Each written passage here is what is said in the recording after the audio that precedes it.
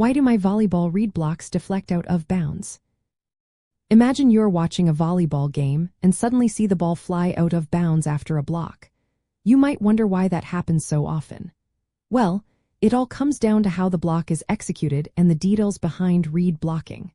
When a blocker tries to anticipate where the hitter will send the ball, they're relying on their ability to read the hitter's approach and contact. If the read is slightly off, the block might not meet the ball at the right angle. This can cause the ball to deflect off the hands at a poor angle and go out of bounds. One big reason is hand placement and the angle of the hands during the block.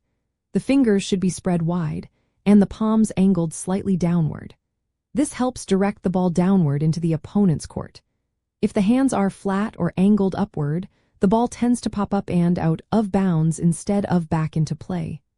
Proper hand penetration over the net is key to controlling where the ball goes after the block. Timing also plays a major role.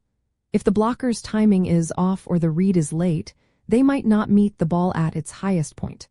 When the ball hits the hands at a bad angle, it can glance off and fly out of bounds.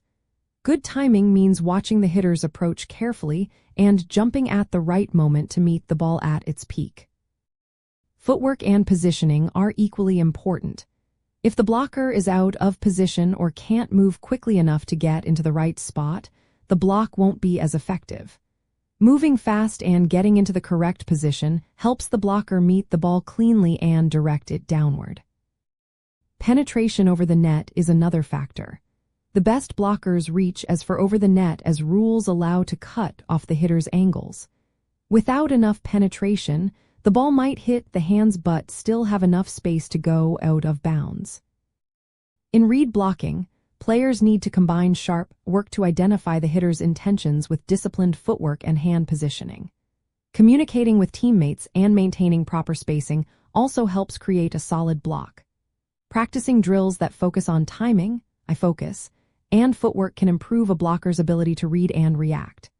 This reduces the chances of the ball deflecting out of bounds and turns blocks into more effective defensive plays. So, if your volleyball red blocks are deflecting out of bounds, it's often because of improper hand angles, poor timing, or bad positioning.